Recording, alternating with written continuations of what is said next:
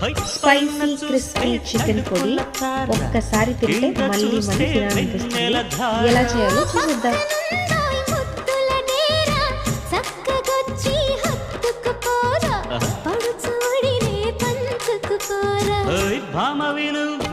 భావను నేను ఇద్దరమొకటవని మోజులు